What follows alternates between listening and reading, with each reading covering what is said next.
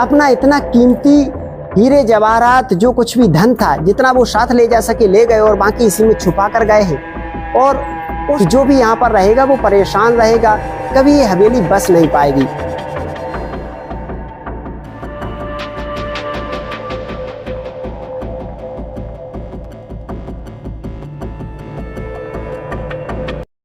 कहते हैं कि दो प्यार करने वालों की बद्दुआ जब किसी को लगती है तो वो उसे बर्बाद कर देती है। जिस प्रकार इंसानों की बद्दुआ लगती है, क्या उसी प्रकार जानवरों की, पशु पक्षियों की भी बद्दुआ लगती है? क्या दो प्यार करने वालों को सताना, उनके बीच दीवार बनना या उन्हें नुकसान पहुंचाना परमात्मा की दृष्टि में गलत है? क्या आज से 200 से 400 वर्ष पहले भी दो प्यार करने वालों को जुदा करने पर परमात्मा द्वारा सजा दी जाती थी? आज एक ऐसी रहस्यमय कहानी दो प्रेम करने वालों की और दो प्रेम करने वालों की श्राप की कहानी आज हम आपको बताने वाले हैं कि आप लोगों के पैरों तले जमीन खिसक जाएगी, आप लोगों की आंखों में आंसू आ जाएंगे। तो नमस्कार दोस्तों, स्वागत है आपका DS राधे सफर के एक और ऐतिहासिक सफर में। आज के सफर में हम आपको लेकर के आए हैं एक ऐसी रियासत पर जिसे दो पक्षियों के प्रेम की बद्दुआ ने वीरान बना दिया। यानी कि दो पक्षी जो आपस में बेइंतहा प्यार किया करते थे, उनकी बद्दुआ जब इस हवेली के मालिक ने, यानी कि इस हवेली के जो मालिक हुआ करते थे, जो राजा हुआ करते थे, उन्होंने ली तो उन पक्षियों ने बद्दुआ दी तो ये वीरान हो गई, खंडर हो गई और आज इसके अंदर कोई नहीं जाता। आ जाइए पहले हम इसे देखते हैं बाहर से। सबसे पहले आप यहाँ पर देखोगे तो 3 मंजिला इसके दरवाजे बने हुए हैं, काफी सुंदर छोटे छोटे मेहराब हैं। उस समय इस हवेली के मालिक जब इसके अंदर आते थे तो ऊपर उनकी रानियां, राजकुमारियां, दासियां खड़े होकर फूल बरसाया करती थी।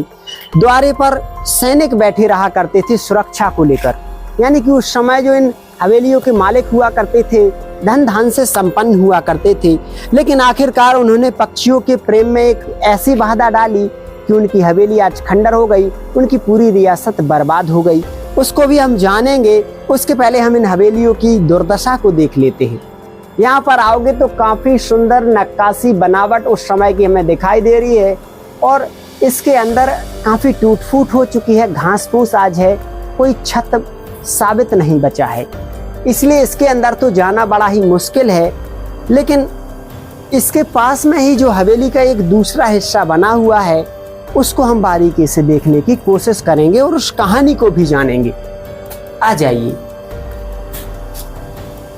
यहां से हम जैसे ही अंदर आएंगे तो आप देखोगे एक सुंदर से आंगन में हम आ चुके हैं और छोटे छोटे मेहराब वाली दानालें आपको यहाँ पर देखने को मिलेंगी। चारों तरफ टूटी फूटी दीवारें, छतों की आपको देखने को मिलेंगी। आज इसके कुछ ही जो छत हैं जो बचे हुए हैं, वर्तमान में इसकी स्थिति जो है इतनी दर्दनाक, इतनी दयापूर्ण है कि इसके अंदर आने से जो लोग बाग डरते हैं तो बाहर से इसके ऊपर अपनी दया भी दिखाते हैं। हवेली के बीचों बीच में आप देखोगे तो यहाँ पर एक कुइया, यानी कि उस समय पानी की सुविधा के लिए कुआं बनाया गया था, जो आज जाल जिस पर डला हुआ है और जिसकी गहराई का कोई पता नहीं। यहाँ पर आप देख सकते हो, यहाँ पर दो प्रेमी पक्षियों की कहानी हम आपको बताने वाले हैं। दोस्तों, बात करें इस हवेली के मालिक की तो इस हवेली के मालिक थे सेठ प्रेमचंद और उनकी पत्नी जिनका नाम था चंचला देवी। दोस्तों, जो सेठ प्रेमचंद हुआ करते थे वो सभी से प्रेम किया करते थे, चाहे वो इंसान हो, चाहे पशु पक्षी हो या जानवर हो। शायद इसी वजह से भगवान ने उन्हें खूब सारा धन दौलत दिया था। लेकिन जो रानी चंचला थी, जो उनकी पत्नी थी सेठानी, वो चंचल मन की हुआ करती थी। उनका मन एक जगह स्थिर नहीं हुआ करता था। आज से लगभग 300 से 400 वर्ष पूर्व की बात है, जब सेठ प्रेमचंद इस हवेली में रहा करते थे तो बहुत सारी इमारतें यहाँ पर बनी हुई थी। इतना धन था सेठ के पास कि राजाओं को ये पैसा उधार दिया करते थे। लेकिन आपने अक्सर देखा होगा कि जो कुएं बावड़ी वगैरह होते हैं तो उनमें अक्सर कबूतर पक्षी अपना डेरा बना लेते हैं, बसेरा बना लेते हैं। ऐसा ही इस कुएं में एक दर्दनाक कहानी छुपी हुई है। बताया जाता है कि इस कुएं में एक कबूतर पक्षी ने अपना बसेरा बनाया था और कबूतर पक्षी इस कुएं में रहते रहते कब सेठ प्रेमचंद की हवेलियों में अपना बसेरा बना लेता है, इसकी किसी को भनक भी नहीं लगती। सेठ प्रेमचंद जब ये देखता है कि कबूतर पक्षी ने अंडे दिए हैं और वो हमारी हवेली में रहता है, तो उनको सुबह शाम दाना पानी भी रख देता और उनसे बड़ा प्रेम करता। सेठ प्रेमचंद बार बार अपनी पत्नी चंचला से कहता कि पशु पक्षियों को कभी भूखा मत रहने देना, अक्सर इनका ध्यान रखना, क्योंकि पशु पक्षी भगवान का रूप होते हैं। पशु पक्षियों का कोई आकार नहीं होता, लेकिन दिल के वो बड़े साफ होते हैं। उनके दिल से दुआ निकलती है तो वो परमात्मा को स्वीकार होती है, और बद्दुआ निकलती है तो वो भी और बद्दुआ निकलती है तो वो भी परमात्मा को स्वीकार होती है। इसलिए पशु पक्षियों की कभी बद्दुआ मत लेना। रानी चंचला पशु पक्षियों से बड़ा नफरत किया करती थी। तब सेठानी जो चंचला थी वो कहती हैं कि सेठ जी, आप इन पशुओं को, इन पक्षियों को हमारी हवेली से बाहर क्यों नहीं निकाल देते, क्योंकि मैं यहाँ पर रहती हूँ, यहाँ पर बीट कर देते हैं। बीट उसे बोला जाता है जैसे कि पशु पक्षी मल त्यागते हैं। तो कहती है कि यहाँ पर बीट कर देते हैं, मुझे घृणा होती है, मैं साफ सफाई से रहना चाहती हूँ, मैं पशु पक्षियों के बीच नहीं रहना चाहती।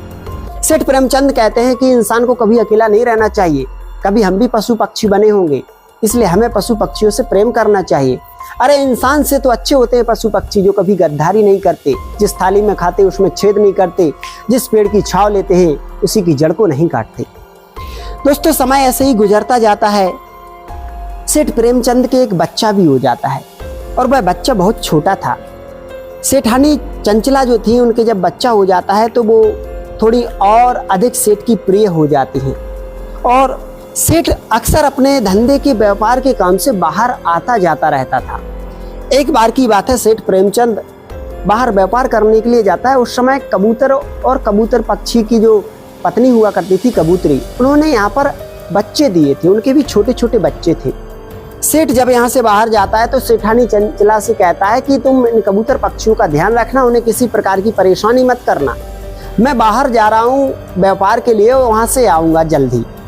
तब जो सेठानी चंचला थी वो उस समय तो सेठ प्रेमचंद से बोल देती हैं कि ठीक है स्वामी, आप निश्चिंत होकर जाइए, मैं पक्षियों को किसी भी प्रकार की दिक्कत नहीं दूंगी।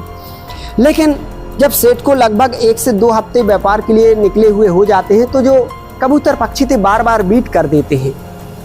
एक दिन की बात है, कबूतर पक्षी निकल रहा था, रानी श्रृंगार कर रही थी इस छत पर। कबूतर पक्षी बीट करता है और रानी के सर पर जाकर वो बीट गिरती है, तो रानी को बहुत ही घृणा हो जाती है और बड़ी गुस्से में, बड़ी क्रोध में जो चंचला सेठानी थी वो आ जाती हैं। उस वक्त अपने नौकरों को आदेश देती हैं कि इस कबूतर पक्षी का पूरा जो घोंसला है इनको उठाकर फेंक दो, इनके बच्चों को बाहर फेंक दो। जब नौकर इस बात को सुनते हैं तो कहते हैं कि सेठ प्रेमचंद आएंगे तो बड़े नाराज होंगे, सेठानी एक बार सोच लो। लेकिन सेठानी उस दिन बड़े क्रोध में थी, कहती है कि जाओ और इन बच्चों को बाहर फेंक दो, इनके घोंसले को ही हटा देंगे तो ये यहाँ पर आएंगे नहीं, हमारे घर में गंदगी नहीं होगी। आज इनने मेरे सर पर बीट कर दिया है, मुझे गंदा कर दिया। सेठानी का आदेश मानकर नौकर चाकर कबूतर पक्षियों के घोंसले को, उनके बच्चों को बाहर फेंक देते हैं, और बाहर उनके जब बच्चे धूप में पड़े पड़े अपनी जान त्याग देते हैं। और जब कबूतर पक्षी के बच्चों की जान जाती है तो कबूतर पक्षी के दिल से इतनी बद्दुआएं निकलती हैं कि आपको बता नहीं सकती। कबूतर पक्षी यहाँ पर रोते रोते दिन रात निकाल देते हैं, और उसी दिन से सेठ प्रेमचंद की दुर्दशा होनी शुरू हो जाती है। दोस्तों, आप लोग ध्यान रखना, ये कहानी कोई झूठी कहानी नहीं है, ये कहानी एकदम सच कहानी है। इसको अपने मन से सुनना और फिर इस पर थोड़ा सा विचार करना कि आखिरकार पक्षियों के साथ गलत करने से क्या हो सकता है। कबूतर पक्षी दिन रात इन दीवारों के पीछे रोते रहते हैं और सेठानी चंचला को बद्दुआ देते रहते हैं। सेठानी चंचला का जो बच्चा था वो इतना बुरी तरीके से बीमार होता है कि आसपास के सारे वैद्य हकीम परेशान हो जाते हैं। सेठ का बहुत भारी पैसा खर्च हो जाता है, लेकिन बच्चे में कोई सुधार नहीं आता।